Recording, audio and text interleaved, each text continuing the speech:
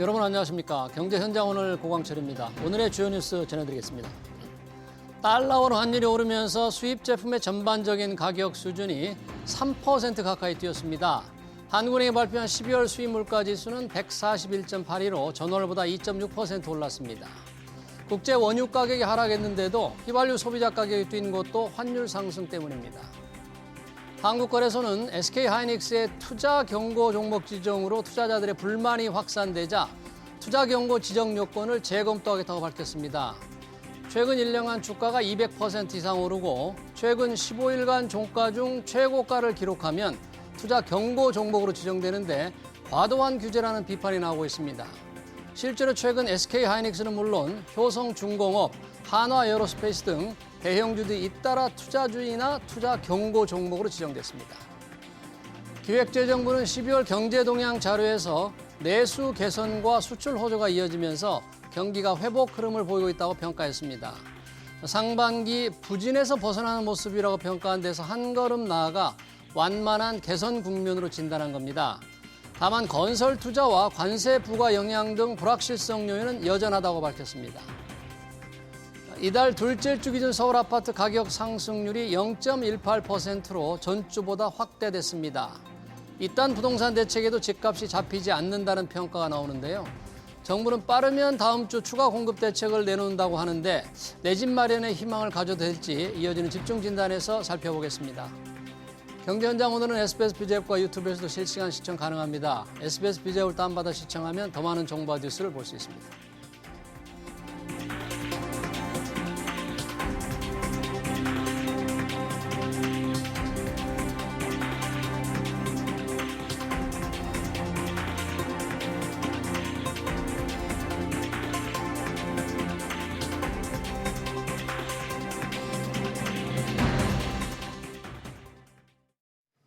네, 김용범 대통령 정책실장은 얼마 전 부동산은 정말 어렵다고 토로했습니다. 이재명 대통령 한 발 더 나아가 서울 수도권 집값은 대책이 없다고 호소했죠. 이딴 대책에도 서울 집값이 잡히지 않는 상황에 대한 답답함과 절박함을 내비친 건데요. 물가도 뛰고 주가도 오르는데 집값만 안정될 수 있을까요? 두 분과 얘기 나눠보겠습니다. 윤수민 NH농협은행 부동산 전문위원, 김인만 부동산 경제연구소 김인만 소장 나오셨습니다. 어서 오세요. 네, 안녕하세요. 안녕하십니까. 일단 부동산 대책 집값이 조금 상승률이 이제 둔화되는 조짐을 보여왔습니다. 그런데 12월 둘째 주 기준 서울 아파트 값이 0.18% 올랐네요. 전주 상승률보다 이게 상승폭이 좀 확대된 것 같은데 이걸 어떻게 해석해야 될지 김인만 소장님, 뭐 집값이 다시 뛰어오르는 겁니까? 이게 뭐 뛰어오른다라는 표현이 좀 과할 수도 있는데요. 12월 1주차가 0.17%입니다. 0.17. 그러니까 0.18이니까 예. 0.01%포인트 살짝 반등을 했는데 이거 가지고 이제 집값이 뭐 다시 상승이다 이렇게 얘기를 반등이라는 얘기는 그런데 예. 상승은 맞습니다. 왜냐하면 0.17%도 상승이고요. 0.18%도 상승인데 우리가 이제 해석을 해야 된다면 11호 대책 발표 전에 주간 서울 아파트입니다. 주간 상승률이 0.54%까지 갔거든요. 굉장히 크게 큰 폭으로 상승을 했는데 대책 발표된 지가 이제 거의 2달 정도 되고 있잖아요. 네. 그래서 한 달 정도는 빠르게 내려왔습니다. 0.54에서 0.23, 0.19, 0.17%까지 계속 둔화됐는데. 둔화됐는데 한 달이 지나고 2달째 접어드니까 그다음부터 0.2, 0.18, 0.17, 0.18 거의 이 정도 수준에서 멈춘다는 얘기는 저는 시장에서 이제 저항선이 이 정도까지이다. 11호 대책의 효과가 이거보다 상승률을 더 떨어뜨리기에는 현실적으로 좀 역부족이다라는 생각이 듭니다. 그래서 이제 고민이 네, 뭐 좀 내성이 생긴 겁니까 시장도 규제에 대한? 내성이 빨리 생기는 것 같습니다. 빨리 6.27 대책도 짧아져요? 이제 뭐 한 달, 2달 정도 있었고요. 11호 대책도 초강력 대책이라고 서울 전역과 경기도 12곳을 묶었음에도 불구하고 저 개인적으로는 한 0.05까지는 떨어질 줄 알았는데 이 정도에서 저항을 한다는 얘기는 지금 대출 총량 규제도 때문에 잘 안 나오거든요. 예. 이런 상황에서 이 정도라면 내년에 이제 총량이 풀리게 되면 그래도 지금보다는 대출을 좀 받을 수도 있기 때문에 네. 정부 입장에서는 굉장히 좀 고민되는 상황이라고 저는 생각이 됩니다. 그러네요. 시장이 규제에 대한 저항 그리고 내성도 조금 빨라진다 이렇게 보는데 전체 서울 아파트 값이 0.18% 올랐지만 아마 지역별로도 좀 다르게 나타났을 것 같아요. 우리가 말하는 뭐 강남 3구라든지 한강 벨트 이런 데가 아무래도 좀 더 많이 뛰었습니까? 어떻습니까? 예, 뭐 구별로 좀 살펴보면은 서초, 강남, 송파가 이제 다시 좀 상승폭을 확대하는 모습들이 조금 이제 눈여겨 볼 만한 부분이다라고 이제 볼 수 있을 것 같고요. 예. 사실 규제 11호 대책 지정된 이후에 마포가 좀 많이 빠졌습니다. 마포. 아무래도 한강벨트의 가장 이제 선두 주자라고 이제 저희가 많이 했던 네. 마포가 쭉 상승폭을 줄이면서 0.16% 상승까지 줄어들었다가 예. 사실 다시 이번 주에 0.19% 상승으로 좀 반등을 한 모습이 사실은 가장 조금 눈여겨볼 부분이다라고 생각되긴 하는데요. 예. 아무래도 이 이제 지금 이 통계들을 어떻게 해석할 것인가에 대한 부분들에 대해서는 조금 그러니까요. 생각할 필요는 있을 것 네. 같습니다. 이게 이 통계가 어떻게 만들어지냐라는 것을 조금 이제 원론적으로 좀 생각을 해보면은 지금 시장은 원래 통계는 실제 매물의 호가와 그리고 실제 실거래 가격을 가지고 그 복합적으로 만들어내는 지표입니다. 예. 그러니까 매물이 호가가 변동하게 되면은 올라가게 되면은 이게 따라서 올라가고 그렇다고 거래가 발생하면 여기다 또 보정치가 이루어지고 이런 식으로 만들어지는 건데 지금은 강남 3구와 용산을 제외한 지역들은 실거래가 반영이 거의 제로라고 보시면 되는 상황입니다. 뭐 실거래가 거의 거래가 별로 없다는 얘기예요. 그렇죠. 왜냐하면은 거래 자체가 없다. 실거래가가 지금 실제로 반영되기 위해서는 시간이 좀 필요합니다. 토지거래 허가를 받아야 되는데 또 한 2주 정도 걸리고 그리고 이게 실거래가로 또 신고되고 계약서를 쓰고 하는데 거의 한 달 이상의 시간이 걸리기 때문에 예. 이 통계가 나온 시기 동안은 사실 실거래가 반영이 많이 되지는 않은 부분이고 네. 호가가 많이 반영이 되었기 때문에 사실 이게 통계로서의 그렇게 큰 의미를 좀 부여하기 실거래가가 포함된 의미까지를 부여하기는 조금 어려움이 있다라는 게 있어서 예. 조금 또 통계를 보는 데 있어서 경계를 하고 봐야 될 필요는 있다. 이렇게 보여지는 것 같습니다. 네, 지금 강남 3구 그리고 한강 벨트를 잠깐 윤소민 의원님 말씀해 주셨는데 경기도 일부도 지금 토지거래 가지고 묶여 있잖아요. 네네. 아무래도 서울이 훨씬 더 까다로우니까 서울에서 집을 사지 못한 분들 좀 경기도로 집을 찾는 분들이 많을 것 같아요. 그쪽 지역은 어떻습니까?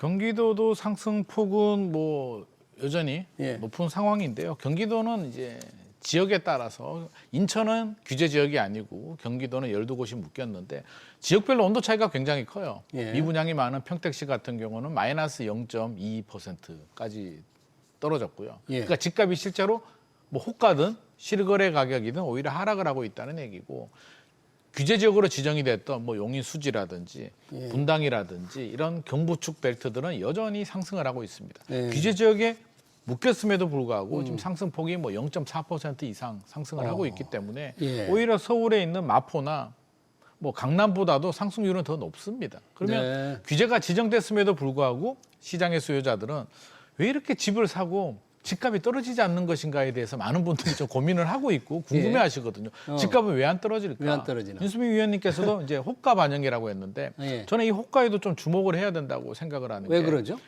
우리가 집값이 떨어지려면 이제 집주인이 시세보다 저렴하게 하락 매물을 내놔야 되고 한마디로 급매로 던져야 되고요. 예. 집을 사려는 분들이 안 받쳐줘야 됩니다. 난 안 살래. 더 기다리면 더 떨어질 거야라는 기대감 때문에 안 사고 급매로 던지게 되면 가격이 뚝뚝뚝 떨어지는데 지금 상황을 보게 되면 인터뷰를 해보든지 예. 설문조사 결과를 보게 되면 집주인들은 내년에 입주 물량이 부족할 것 같아. 내년에 지금 부족할 유동성이 공급이? 너무 많다. 유동성. 기준금리도 여전히 인하 기조를 유지하고 있다. 네. 여러 가지 이유를 보게 되면 내가 굳이 팔아서 상급지 가격은 더 올랐는데 내가 예. 가격을 내리면 상급지로 못 가잖아요. 똘똘한 한 채를 내가 굳이 팔아서 얻을 이득이 없기 때문에 일단 호가만 올리는 이런 상황이고요. 매수자들은 기다려주면 되는데 우리 집 사지 말자. 예. 라고 해도 집에 가면 마음이 불안할 거예요. 내 친구가 먼저 살 것 같은데 네, 나는 네. 불안한 마음이 드는데 왜 불안하냐면 올해만 해도 3번의 파동이 있었거든요. 올 2월, 3월 토지 거래가 구역 풀고 묶으면서 크게 올랐고요. 정부 대책이 나올 때마다 6월에 예. 6.27 대책 6.27. 전후에서 또 많이 올랐고 9월, 10월에도 많이 올랐기 때문에 내년에도 수급 상황이라든지 유동성을 보게 되면 내년 또 계속 이런 안정을 유지하기는 힘들 것이라고 생각하시는 분들이 더 많은 편이다 이거죠. 대출 네. 때문에 거래량은 줄어들었는데 예. 한두 명이 거래만 해도 신고가는 나오니 실제로 최근에 잠실에 보게 되면 잠실은 뭐 르엘 아파트, 미성 크로바 재건축한 지금 입주 준비 중인 아파트인데 전용 8사가 뭐 48억에 거래가 됐다라는 소문까지도 돌고 있으니까 그런 것들이 심리에 자극을 주게 되면서 집주인들은 쉽게 호가를 떨어뜨릴 생각이 없는 것 같습니다. 집주인들은 호가를 떨어뜨리지 않고 수요자들은 그래도 살려고 하다 보니까 집값이 상승률이 둔화되는 것이지 그렇습니다. 떨어지진 않는다 그런 얘기잖아요. 네.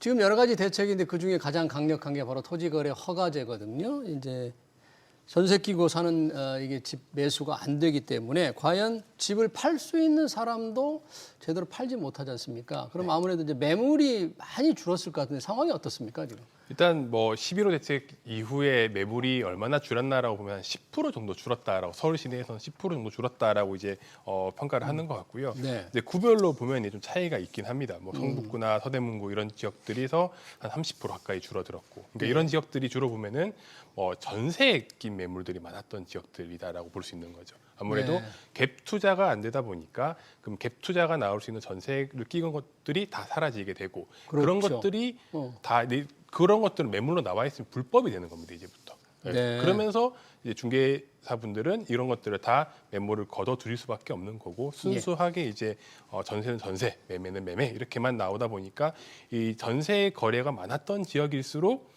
조금 이제 매물 감소가 크게 나타난다라는 게 특징적인 부분이고요. 예. 반대로 강남 3구는 이제 계속해서 3월달부터 토지거래 허가를 받고 있었기 때문에 그 전에도 계속 지정돼 있었죠. 맞습니다. 네. 예. 그래서 그렇다 보니까 이쪽 지역들은 크게 매물의 감소는 나타나지 않았다라는 게 특징입니다. 네. 네, 그렇게 지금 좀 구별로 차이는 보이고 있고요.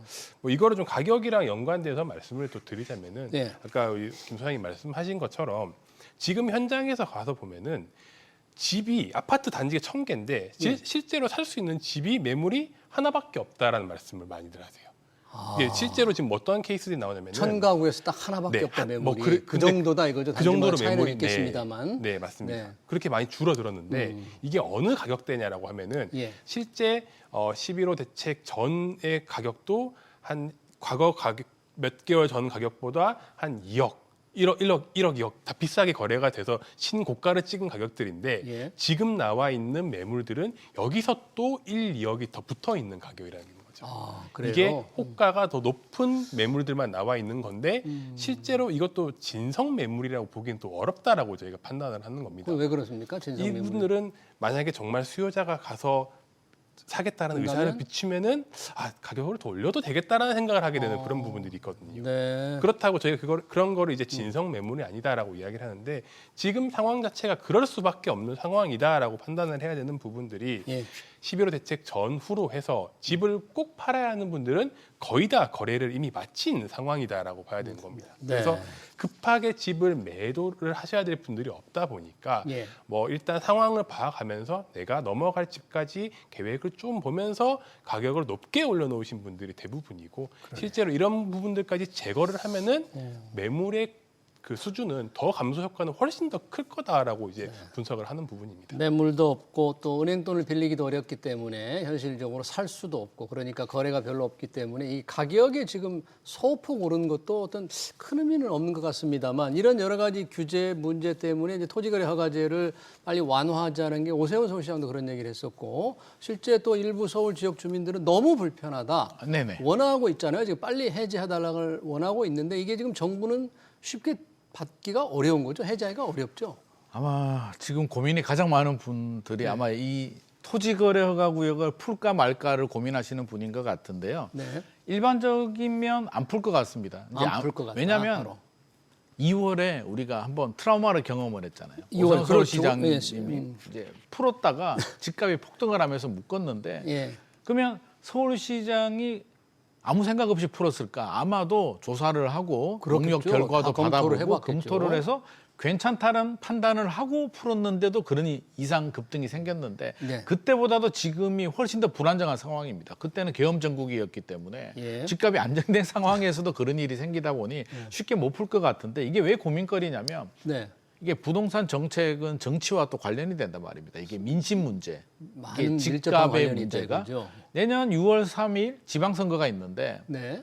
지금 이번에 서울 전역과 경기도 12곳을 묶은 곳 중에 예. 집값이 많이 올랐는 지역을 규제를 하게 되면 우리가 받아들이잖아요. 많이 올랐으니까 우리 규제될 거야. 근데 그렇게 오르지 않은 것도 포함이 돼 있잖아요. 그게 문제입니다. 노도강, 예. 금관구, 수원, 장안구, 팔달구 같은 지역들은 우리는 많이 안 올랐는데 예. 토지거래가구역으로 지정이 되다 보니 전세 끼고 팔 수도 없고 전세 끼고 살 사람들도 못 사고 네. 기존 주택은 처분해야 되고 여러 가지가 불편하다 보니까 플랜카드도 붙어 있고 민심이 안 좋아요. 그러면 풀어줘야 되는데 풀어줘야죠. 풀어주려니까 풍선 효과가 걱정입니다. 풍선 효과가 그러니까 이러지도 저러지도 못하는 상황이고 그래서 대통령실 김용범 정책실장님이 말씀하신 내용을 보게 되면 힌트를 좀 줬는데 어떻게 줬어요? 공급 대책이 나오고 이게 임시적인 대책이다. 그러니까 풀어는 줄 텐데 예. 공급 대책이 나오고 시장 안정을 확인한 다음에 풀어주겠다라는 말씀을 하셨기 때문에 그게 언제쯤일까요? 일단 공급 대책이 먼저 나와야 되고요. 공급 대책이 나와야 한 달 되고. 정도 시장 안정을 확인하고 풀어주겠다는 게 이제 시나리오인데 예. 시장이 이대로 따라와 줄지 아니면 풀었을 때 또 부작용이 생기게 되면 못 풀게 되니까 예. 이해관계가 굉장히 복잡한 상황인 것 같습니다. 뭐 정부 생각대로 공급 대책이 나오고 시장이 안정되면 좋겠지만 그 이후에 풀 거라는 게 이제 예상이신데 만약 그렇게 안 되면 참 이러지도 저러지도 못하는 안 되면 이제 문제가 심각해지는 거죠. 민심은 안 좋아지게 되고 그렇다고 해서 집값이라 안정이 되면 괜찮은데 네. 지금 여러 가지 상황을 보게 되면 벌써부터 지금 반등 조짐을 보이고 있기 때문에 집값 안정도 안 되고 네. 토제도 풀지도 묵지도 못하고. 못하는 이런 상황인 것 같습니다. 이 집값 잡기가 참 어려우니까 이재명 대통령이 그런 말을 했습니다. 서울 수도권 집값 때문에 욕을 많이 먹는 편인데 대책이 없다. 그러니까 대책이 뭐 전혀 정말 없다. 이런 뜻에서 한 말 같지는 않은데 오세훈 서울시장은 그렇게 얘기했더라고요. 그런 말씀하시면 안 됩니다. 이렇게 말씀을 했는데 그러니까 대책이 없으니까 정말 이제 집값 잡는 방법이 없구나. 집값이 더 오르게 되겠구나. 그러면 매수 심리를 혹시 더 자극하지 않을까 하는 측면을 오세훈 시장이 좀 걱정한 것 같은데 그런 정도 영향이 있는 말입니까 이게? 사실 뭐 그렇게까지 뭐 네. 해석하기는 조금 어려움이 있지 않을까 생각되긴 하는데요. 이제 그 뭐 말의 의미가 무엇일까에 대한 부분을 생각해 보면은 지금 준비하고 있는 정책 자체가 지금 공급 대책을 준비를 하고 있는 상황입니다. 그렇죠. 그런데 이 공급 대책이라는 게 사실은 정말 어렵다라는 이야기들을 많이들 하세요. 국토부뿐만 아니라 이제 공무원분들의 이야기를 말씀을 들어보면은 예. 실제로 지금 뭐 그 서리풀 지구도 계속해서 주민들의 반대에 부딪히고 있는 부분들. 서리풀 지구요. 네. 그러니까 뭐 지정 먼저 하겠다라는 이야기부터 나오면서 계속 어떻게든 빠르게 진행을 해나가고 싶은데 예. 이게 그냥 하겠다라고 해서 모든 걸 다 진행을 시킬 수 있는 부분들은 아니다 보니까 보상도 그렇고 네. 모든 게 너무 많이 묶여 있습니다. 예. 이렇게 발표를 한 지역들조차도 진행을 시키기에 어려움을 어렵다. 겪고 있는데 또 이제 12월 달에 만약에 공급 대책이 나온다라고 하면은 이거는 새로운 택지를 또 발굴을 해야 되고 예. 여기서 또 어떤 식으로 풀어 나갈 건지에 대한 부분들을 같이 고민을 해 나가야 되는 부분들이다라고 봐야 되는 겁니다. 근데 예. 이게 새로운 발굴도 사실 쉽지 않을 뿐더러 또 그리고 기존에 있던 것들조차도 쉽게 풀어 나가기 어려운 상황이고 예. 이제 정말 이 공급 어렵다고 하는데 이게 정말 쉽지가 않은 거구나에 예. 대한 그런 고민들이 담겨 있는 이제 말씀이었다라고 저는 좀 해석을 하는 게 맞지 않을까 생각됩니다. 네. 아까 말씀하신 대로 정말 공급 대책이라고 해도 또 이게 뭐 국민들이 좀 믿어야 될 텐데 저게 공급이 제대로 될 거라 하는 믿음을 줄 수 있을지도 모르겠고 아까 서울 서리풀 지구도 얘기했지만 거기도 상당히 지금 주민들하고 뭐 갈등이 있는 것 같더라고요. 뭐 쉽지 않은 것 같아요. 갈등이 상당히 많죠. 상당히 제가 많아요? 최근에 서리풀 지구에 갔다 왔는데요. 뭐 어때요? 일부러 간 건 아니고 이제 예. 밥 먹으러 갔는데 거기가 서리풀 지구더라고요. 그래요? 그래서 여기가 서리풀이라고 해가지고 제가 물어봤습니다. 예. 또 계시는 분들한테 예. 물어보니까 대다수 주민들이 반대한다고 합니다. 왜 반대합니까 거기는? 거기가 이제 과천하고 묶여 있거든요. 예. 개발 제한 구역입니다. 한마디로 그린벨트. 수십 년 동안 그린벨트로 묶여 있는데 네. 개발이 안 되잖아요. 예. 그러면 땅값이 공시가격이 상당히 저렴합니다. 아. 근데 만약에 개발 제한 구역으로 묶이지 않았다면 그 금싸라기 땅이 3.3제곱미터당 평당 1,000만 원 이상도 가는 땅인데 예. 지금 터무니없이 저렴하게 평가가 받다 보니 개발이 되면 보상을 받는데 시세대로 보상을 해주지는 않을 거잖아요. 그러니까 보상 문제군요 결국 또. 결국에는 우리는 안 그래도 국가의 정책 예. 때문에 수십 년 동안 재산권 침해를 받아왔는데 수용도 저렴한 가격으로 해버리게 되면 네. 그동안 기다렸던 보람도 없으니 예. 차라리 반대하고 나중에 니들이 풀어서 제대로 해주든지 시세대로 돈을 주든지 하라는 건데 예. 정부가 또 공시 가격이 있는데 공시 가격이 5배, 10배 가격을 지불하는 것도 현실적으로 어려운 문제이기 때문에 저는 이 문제 푸는 것도 상당히 어려운 고통, 진통이 있을 거라고 예상이 됩니다. 기왕에 서리풀지구를 말씀하셨으니까 조금 우리 윤소민 의원께도 물어보고 싶다면 이게 이제 정부 주택 공급 대책을 어떤 상징적으로 보여주는 이런 것들이 과연 제대로 진척이 되느냐의 여부가 향후 발표하는 공급 대책도 정말 잘 될 거라는 뭐 신호탄이 될 수도 있다 이런 싶은데 네. 그 정도 주민과 정부가 갈등이 심한 상황이 뭐 어디 서리풀지구만이겠냐 하는 의심들이 많이 시장에서 있는 거죠. 지금. 사실 지금 저희 3기 신도시 같은 경우들도 예전에 뭐 사전 청약이라든지 이런 것들 다 했는데 아직도 뭐 입주를 제대로 시작하지 못한 곳들이 더 많긴 합니다. 이런 것들을 보면은 결국 이제 택지지구를 지정을 하고 예. 집을 짓는 것들은 보상에 대한 문제들이 따라올 수밖에 보상. 없고 이 네. 보상을 마치는 시기까지 이것들을 뭐 평가를 하고 하는 것들에서 계속 잡음들이 나올 수밖에 없는 부분이다라고는 좀 생각을 해야 될 것 같아요. 예. 그렇다면은 이것들을 얼마나 빨리 해결을 해 나가냐가 숙제일 것 같은데 네. 사실 이거는 개개인들과 그다음에 정부와 또 그런 이제 관계들 협의에 따라서 조금 결정이 되는 부분들이다 보니까 네. 쉽고 빠르게 해결을 하기는 절대 쉬운 문제가 아니다라는 부분이고요. 네. 이제 토지는 그렇다라고 보는데 반대로 이제 국민들에게 좀 그런 신호탄 말씀하신 것처럼 그런 걸 주려면은 우리는 정부가 저렴한 가격으로 예. 확실하게 공급을 하겠다라는 이미지를 지금은 좀 심어 주셔야 된다는 부분들이 네, 더 강조가 되는 부분이거든요. 예. 지금 국민들이 이제 서울 시민도 마찬가지고 불안해하는 것들은 집을 없는 것도 좋은데 분양 가격이 너무 비싸다 이거예요. 분양가. 지금 분양가 84타입 네. 서울 어딜 가도 지금 15억씩 한다라고 하는데 이 15억이라는 돈이 사실은 어마어마하게 큰 돈이지 않습니까? 그렇죠. 근데 이거를 또 이렇게 택지지구 뭐 개발해서 하는데 분양 가격이 15억이래 버리면 누가 들어갈 수 있겠냐라는 네. 부분들까지 번지게 됩니다. 네. 그렇다면은 결국 지금 정부 정책에서 또 삼각해야 될 과제는 이거를 얼마나 저렴하게 공급을 할 수 있도록 하느냐라는 부분들까지 이제 고민을 해야 된다라는 건 거죠. 가격까지 저렴하게 할 수 있는 방법이 과연 있겠나. 땅이 빈 땅이 있거나 아주 싼 땅을 확보하지 않으면 불가능할 텐데요. 네. 그것도 쉬운 일은 아닙니다만 여튼 공급 관련해서 지금 여러 가지 서리풀지구도 그린벨트 지역을 어떻게 공공택지로 지정할 것인가를 놓고 갈등이 있는데 이게 97 공급대책에서도 나왔고 이제 정부가 또 추가 공급대책 내는다고 하지 않습니까? 네. 그럼 이제 공급대책에 대한 일단 기대는 좀 있을 것 같은데요. 이번에 나오는 공급대책이라는 것은 지난 9월 7일 발표한 거를 조금 어떻게 세부적으로 만드는 겁니까? 아니면 새로운 뭐 내용이 나오는 겁니까? 뭘 생각하는 거죠, 정부는? 아마도 전자가 될 것 같습니다. 세부적으로. 세부화되는 왜냐하면 구체적으로. 97 공급 대책이 이제 비판을 많이 받았던 예. 게 135만 호 네. 5년 내에 2030년까지 착공하겠다고 하는데 어디에 예. 언제 뭐 얼마의 물량을 뭐 어떻게 하겠다는 건지에 대한 구체적인 플랜이 나오지 않았기 때문에 예. 비판을 많이 받았고 정책의 약발이 좀 약했다라고 판단을 하고 있기 때문에 이번에는 좀 더 구체적으로 네. 유부지는 어디에 어디에? 언제 개발하겠다. 뭐 태릉 CC도 문재인 정부 시절에 하려다가 못했는데 그것도 언제 하겠다라는 플랜을 좀 담을 것 같은데 예. 중요한 거는 뭐 서리풀지구도 마찬가지고요. 시장의 수요자들이 그렇게 하면은 이제 받아들이고 믿고 기다려 주느냐.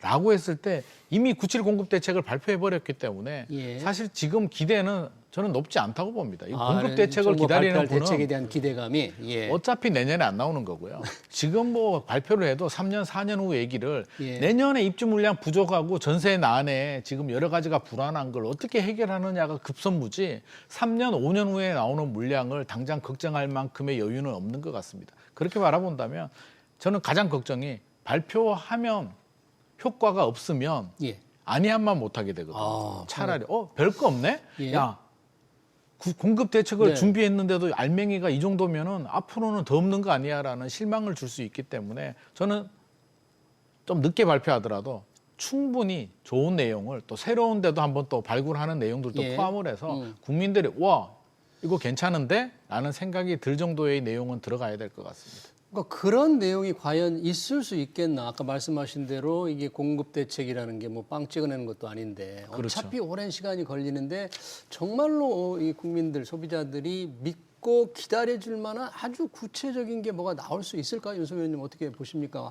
지금 뭐 97 대책을 조금 구체화하는 내용이라는데 어떤 식으로 구체화할 수 있을지?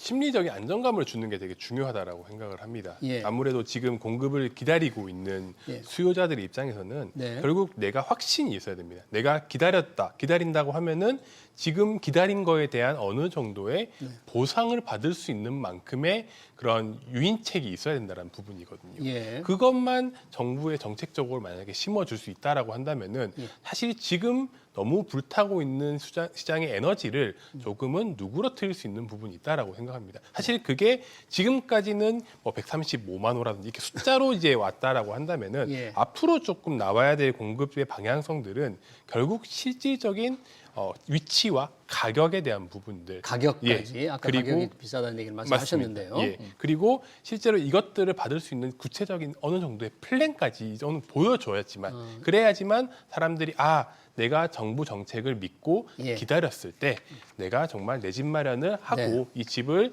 내 삶에서 영위할 수 있겠구나, 주거 안정을 가져갈 수 있겠구나라는 심리적인 안정감을 가져갈 것 같습니다. 저는 분양가 부분에 대해서는 분양가. 예. 이제 저렴하게 나와야 되는 거는 뭐 당연한 거고요. 뭐 한번 사전 청약이라는 제도가 있었잖아요. 그때 그렇죠. 추정 분양가를 이야기를 해놓고 나중에 본 청약할 때 확정 분양가를 한 18% 정도 올렸습니다.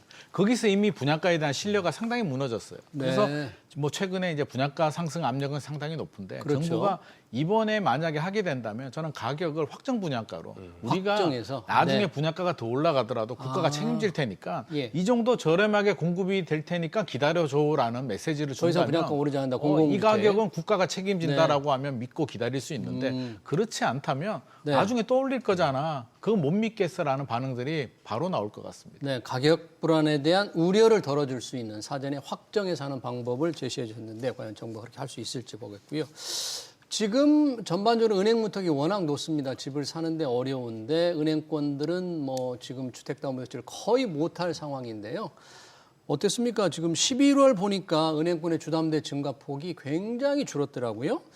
이러면 좀 기다려야 되는 거죠. 내년 초반이 되면 다시 은행 문이 조금 열리는 거죠. 어떻게 되는 겁니까? 이게 대출 총량 한도 규제라는 것을 적용받고 있습니다. 예. 예를 들어서 경제 성장률이 뭐 3%다라고 하면은 예. 이 3%를 기준으로 해서 대출 총량을 넘어서지 말아라. 대출의 증가폭을 이걸 넘어서지 말아라는 이제 규제들을 은행권도 적용을 받고 있는데 예. 사실 뭐 저희 경제 성장률이 그렇게 급격히 뭐 올라갈 수 있는 상황도 그렇죠. 아니고 결국 제한적인 수준이라고 한다면은 은행도 대출을 크게 많이 증가시킬 수 있는 상황은 아니긴 합니다. 예. 그런 상황에서 연간 한도적으로 대출을 할 수 있는 규모가 정해져 있다 보니까 이것들이 아무래도 연말이 되면 그 상황에 따라 다르겠지만 소진이 미리 되어버린 경우에는 예. 다 연말에는 조금 대출이 어려운 상황으로 갈 수밖에 없는 구조가 가지고 있는 부분이고요. 예. 어느 정도는 새해가 되면은 뭐 대출이 조금 더 풀리는 효과들은 나타나기 시작할 것 같습니다. 네. 그러네요. 조금 더 기다려야 될 필요가 있을 것 같고요. 아까 공급 문제를 잠깐 말씀을 해주셨는데 지금 국토교통 그리고 서울시가 조금 신경전을 벌이는 곳이 있다고 합니다. 용산 정비창 일대 개발하는 데에서 과연 몇 가구를 공급할 것이냐. 국토부는 조금 많이 원하고 서울시는 그렇지 않고 좀 어느 정도 격차가 좀 많습니까? 서로 생각들이. 여기가 굉장히 좋은 땅이거든요. 용산, 알짜배기 그렇죠. 땅이기 때문에 예. 서울시는 복합 개발을 원합니다. 아파트만 짓는 게 아니라 네. 뭐 업무 시설이라든지 호텔도 들어오고 여러 가지 복합 개발을 하다 보니 당초 계획은 3,500호였는데 서울시가 양보해서 6,000호까지는 늘렸거든요. 6천. 네. 국토교통부는 12,000호 정도로 하자.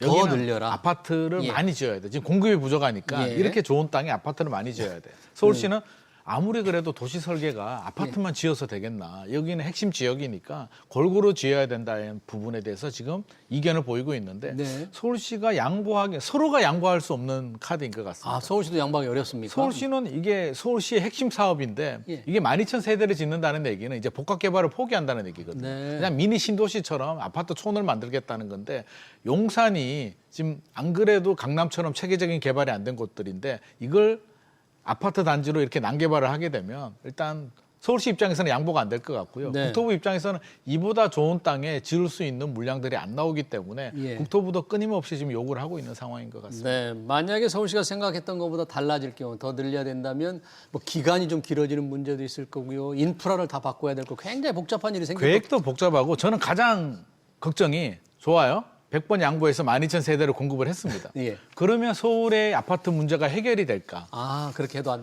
될 수 있다. 그럼에도 불구하고 서울이 네. 평균 우리 일반적으로 1년에 한 4만 7천 호 정도가 이제 공급이 예. 돼야 된다라고 하는데 내년은 2만 호 정도밖에 안 되거든요. 예. 그러면 이게 12,000호 돼도 사실상 해결이 안 되는 문제이기 때문에 서울시도 그렇게 그 이유 때문에 더 반대를 네. 하고 있는 것 같습니다. 윤수민 의원님 마지막으로 좀 짧게 내년 이후 집값을 좀 어떻게 예상을 하십니까? 뭐 공급 대책에 따라서 달라질 수도 있겠습니다만. 네, 일단 뭐 지금 시장 상황 자체는 강력한 상승 에너지를 가지고 있는 것은 많습니다. 지금 상승 에너지가 예, 강력하다. 그래서 네. 뭐 지금 규제로 이것들을 제한을 하고 있는 상황이긴 한데요. 예. 아무래도 지금 대내적으로 환경들이 조금 불안한 것들은 사실은 조금 그 가격에 있어서는 약간의 불안 요인이 크지 네. 않나라고 생각하기 때문에 그런 부분들을 조금 고려한다면은 상승된 에너지가 풍부하긴 하지만 그렇다고 크게 상승할 수 있는 상황들은 조금 이어지기 어렵다라고 판단을 하고 있는 시기입니다. 네, 잘 들었습니다. 최근 부동산 시장 동향 관련 토론 여기서 마치도록 하겠습니다. 그러니까 윤수민 NH농협은행 부동산 전문위원, 김인만 부동산경제연구소 김인만 소장이었습니다.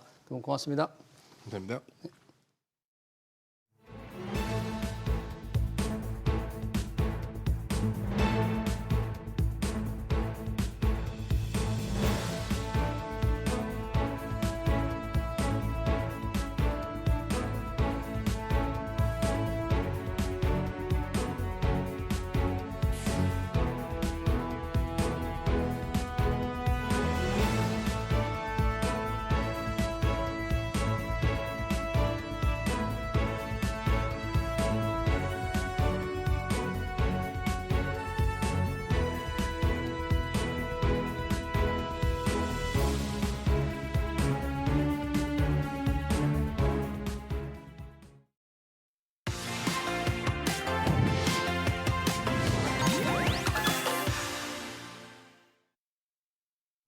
네, 달러 원 환율이 여전히 1,470원대 초반을 유지하고 있죠. 미 연준이 올해 마지막 FOMC에서 세 차례 연속 금리 인하를 결정하면서 환율이 안정될지 주목되는데요. 내년 환율 전망은 어떨지, 내년에도 국내 증시가 상승세를 이어가려면 어떤 동력이 필요할지 이혁준 나이스 신용평가 금융 SF평가본부 상무 모시고 들어보겠습니다. 상무님 어서 오세요. 네, 안녕하세요. 그러니까 이 원달러 환율 1,470원 정말 좀처럼 떨어지질 않습니다. 예전에는 볼 수 없었던 수준인데 뭐 여러 가지 이유가 복합됐겠지만 상무님 보시기에 어떤 게 가장 큰 요인입니까 이게? 예, 그 환율 상승의 원인은 크게 5가지로 보고 있습니다. 네. 첫 번째로 한국과 미국 간 기준금리 역전이 장기화가 되고 있고요. 예. 그다음 두 번째가 미국보다 더 높은 한국의 통화량 증가율, M2라고 하죠. 네. 그다음에 세 번째가 국민연금의 미국 주식 투자 확대, 그리고 네 번째가 개인 투자자의 미국 주식 투자 확대, 그리고 다섯 번째가 대미 투자를 위한 한국 기업의 달러 보유량 확대로 보고 있습니다. 네. 이 가운데 가장 큰 원인은 네. 역시 한국과 미국 간 기준금리 역전 장기화로 생각을 하고 있고요. 기준금리 차이요. 네.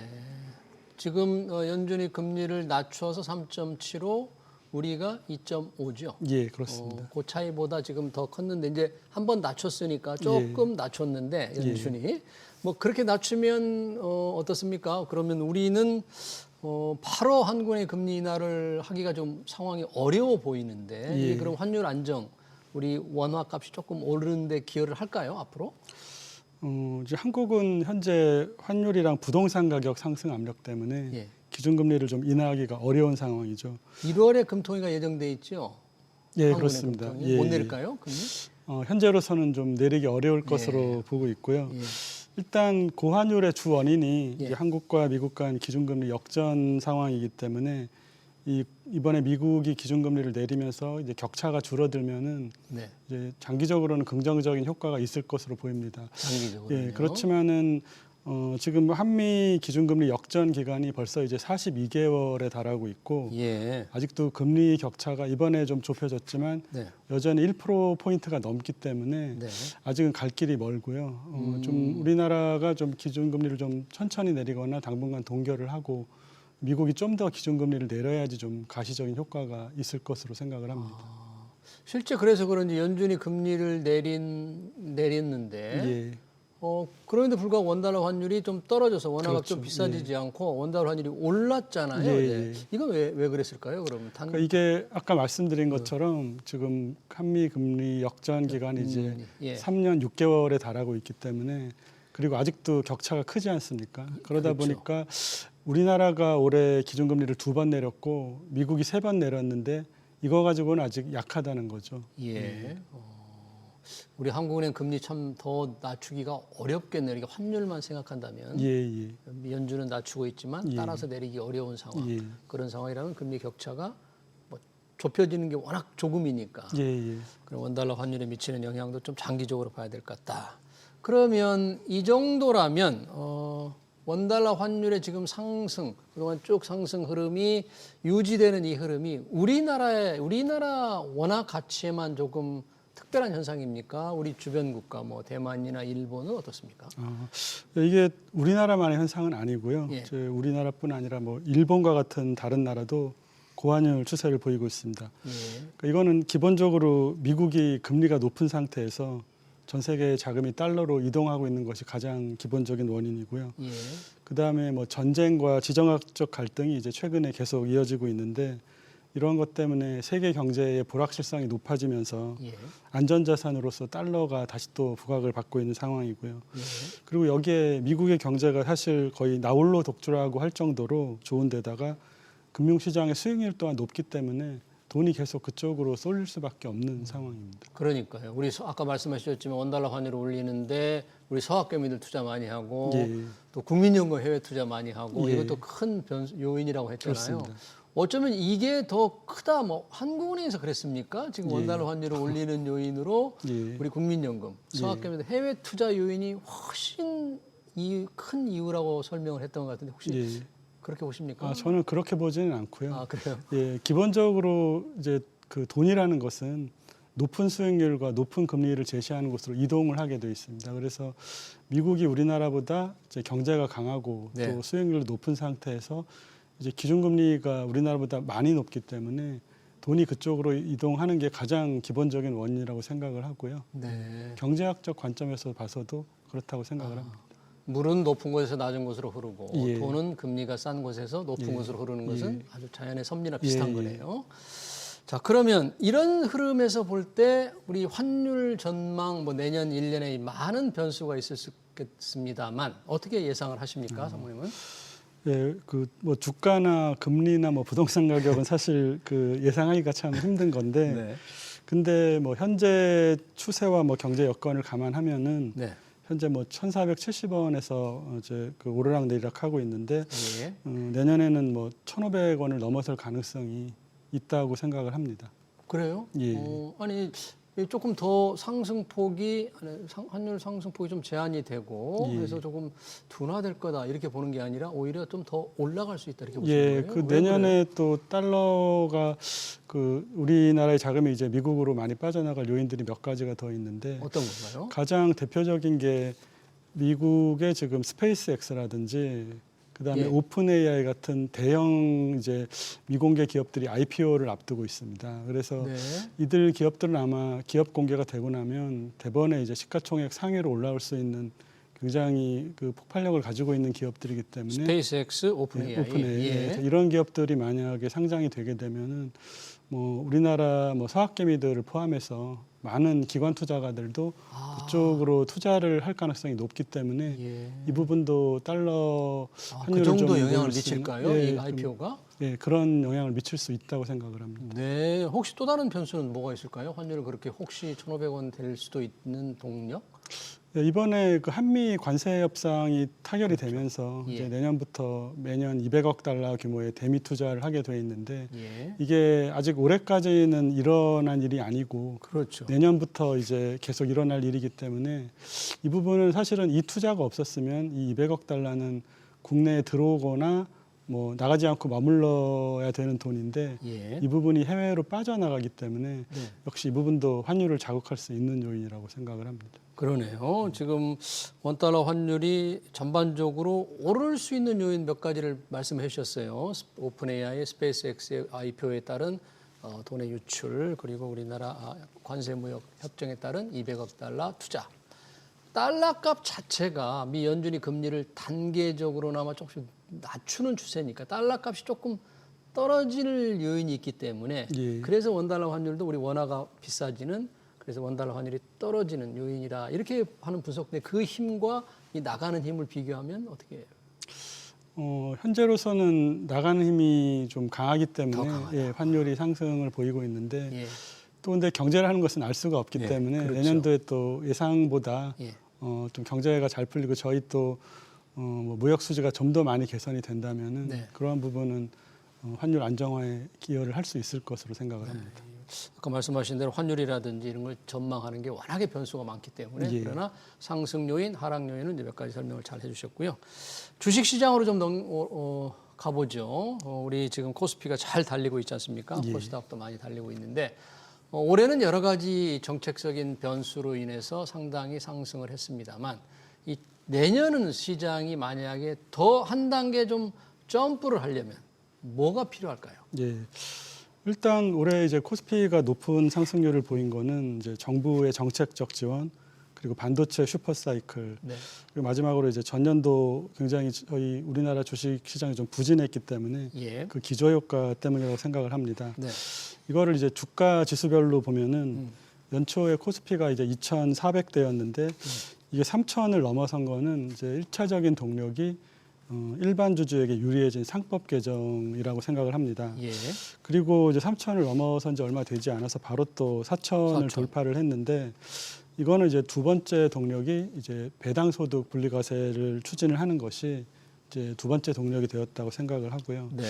그래서 이제 4,000을 넘어선 상태에서 지금 또 5,000을 바라보고 있는데 저는 이제 5,000을 넘어서려면은 이제 그 지금 우리나라 상속세율이 세계 최고 수준인데 상속세율. 이 상속세율 부분에 좀 인하가 이제 예. 필요하다고 생각을 합니다.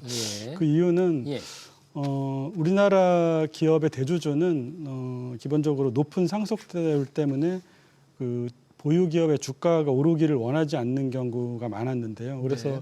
이것이 이제 결국은 코리아 디스카운트의 핵심 원인이라고 생각을 하기 때문에 이 부분이 해결이 되면은 이제 주가 지수가 이제 또 3,000, 4,000을 넘어서 네.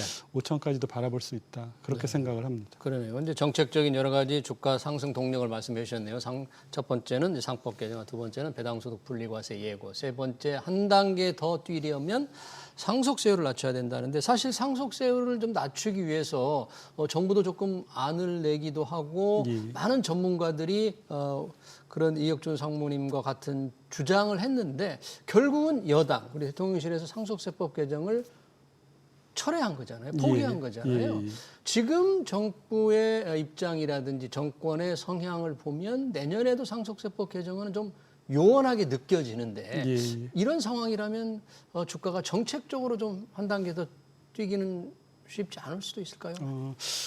근데 저는 뭐 여전히 가능성이 있다고 생각을 가능성이 있다. 하는데요. 예, 왜냐하면은 그 내년에 이제 지방선거가 있지 않습니까? 그렇죠. 근데 이제 지방선거에서 이제 가장 많은 이제 그 투표권을 보유한 세대가 이제 5060 세대인데 예. 이 세대는 특히 또 상속세에 굉장히 관심이 많거든요. 어. 그래서 선거가 다가오게 되면은 당연히 이제 상속세 인하에 대한 어떤 요구가 다시 또 확대될 수가 있고 정치권도 이 부분을 이제 귀를 기울일 수밖에 없기 때문에 네. 아마 또다시 논의가 될 가능성이 있다고 생각을 합니다. 6.3 지방선거 때 조금 활용하기 위해서 올해는 조금 포기했다가 내년에 다시 꺼내려고 했나요? 그거는 뭐 제가 알 수가 그렇진 없고 근데 않겠습니다만 충분히 여튼 논의할 수 있는 주제라고 그러니까 생각을 충분히 합니다. 이게 다시 이슈로 떠오를 수 예, 있다. 예. 그리고 많은 5060 세대들이 원하니까 이 부분에 많은 논쟁이 있을 것이다. 그러네요. 한번 좀 지켜봐야 될 것 같습니다. 또 하나 증시에 영향을 미치는 요인, 자금 시장의 변수로 작용하는 변수가 이 증권회사의 종합투자계좌 IMA입니다. 이 자본금 큰 증권회사들한테 이 IMA가 허용이 됐고 또 이런 회사들이 또 발행 의무를 통해서 자금 조달을 하잖아요. 이게 상당한 그 금융시장에 뭐 돈을 움직이는데 큰 변수가 될 수 있습니까 이게? 예, 큰 변수가 될 수 있다고 생각을 하고요. 예. 그 내년도 금융시장에 좀 머니무브가 크게 나타날 수 있다고 보고 있는데 어떻게 나타날까요? 이게 이제 IMA와 발행엄이 큰 역할을 할 것이라고 생각을 합니다. 예. 일단 이 IMA와 발행엄 사업자들은 이제 은행보다 높은 금리를 제시를 하면서 원금을 또 보장하고 있기 때문에 네. 이제 이러한 그 상황에서는 이제 은행에서 증권으로 고객들의 돈이 머니무브가 발생할 것으로 은행에서 예, 증권으로 이게 예. 증권사들이 하는 거죠. 발행 그렇습니다. IMA 발행하면. 네. 그래서 이미 IMA는 이번에 신규로 이제 인가가 난 거지만은 발행업은 이미 이제 사업자들이 있거든요. 예. 근데 이미 발행업을 사업을 영위 중인 증권사 중에서 일부는 이제 발행업으로만 이미 수천억 원의 이제 돈을 버는 곳이 있습니다. 아, 이걸로? 그래서 근데 지금 이번에 새로 IMA 신규 인가가 2군데 났고 예. 또 발행업 사업도 추가로 몇 군데 더 인가를 내줄 예정이기 때문에 예. 이 부분에 대해서 이제 금융당국이 상당히 좀 적극적인 자세를 가지고 있고요. 예. 그래서 이렇게 된다면은 증권사를 중심으로 좀 머니무브가 좀 확산이 될 수 있다 그렇게 생각을 하고 있습니다. 그렇게 돈이 뭉칫돈들이 좀 움직일 경우에 생길 수 있는 어떤 위험은 없을까요, 혹시? 당연히 위험이 어떤 있고요. 것들이 있을까요? 그게 예를 들면은 이제 그 최근 몇 년 동안 좀 우리 금융시장을 괴롭혔던 PF 사태 같은 건데요. PF. 예, 이제 네. 이 PF 부동산 PF 사태는 네. 2016년도에 이제 그 금융당국이 이제 증권사 대형화 정책을 추진하면서 증권사들한테 여러 어떤 그 투자의 문을 많이 열어주었거든요. 네. 그래서 근데 이 투자가 사실은 뭐 금융당국이 원했던 좀 더 생산적인 쪽으로 가지 않고 네. 부동산으로 많이 쏠리면서 이제 일어났던 이제 부작용이었습니다. 예. 그래서 이제 이 부분에 대한 그 지적을 이제 금융당국이 받아들여서 이번에는 이 모험자본 쪽으로 투자를 하게끔 IMA랑 발행업 사업을 디자인을 하면서 예. 부동산 쪽으로는 자금이 못 가게 좀 막아놓고 네. 그다음에 다른 모험자본 쪽으로 좀 돈이 가게끔 그렇게 설계를 해놨거든요. 예. 근데 이게 이제 과거에 2016년에 그 증권사 대형화를 추진할 때만 하더라도 지금과 같은 부동산 PF 사태가 터질 거라고는 예상을 하지 못했거든요. 그래서 이제 부동산 쪽을 막아놨지만 네. 또 다른 모험자본 투자를 확대하는 과정에서 지금은 알 수 없는 또 새로운 부작용이 나타날 수도 있기 때문에 네. 좀 면밀하게 지켜볼 필요가 있다고 생각을 합니다. 그러네요. 자금이 그런 쪽으로 투자를 되는 게 모험 자본을 좀 키우는 청에서는 바람직하지만 과도하게 뭐 일어난다거나 제대로 투자가 안 될 경우에 생길 수 있는 위험 관리는 좀 잘 해야 될 것 같네요. 예, 예. 네, 최근 환율 시장 동향 그리고 증권 종합투자계좌 IMA 자금 전략까지 잘 들었습니다. 지금까지 이혁준 나이스 신용평가 금융 SF평가본부 상무였습니다. 상무님 고맙습니다. 예, 감사합니다.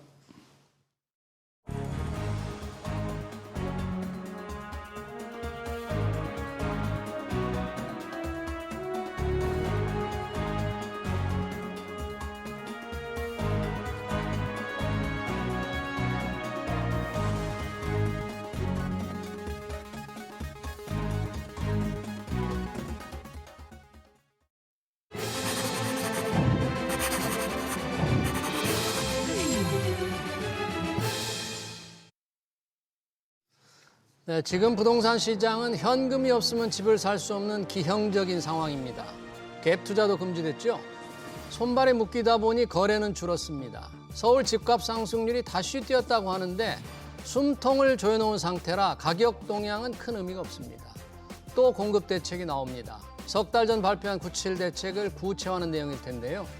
거창한 규모로 뻥튀기 하지 말고 현실성 있는 동시에 이행 시간표까지 구체적으로 제시하는 손에 잡히는 대책을 내놓길 바랍니다. SBS 비즈 경제 현장을 여기서 마치겠습니다. 시청해주신 여러분 고맙습니다.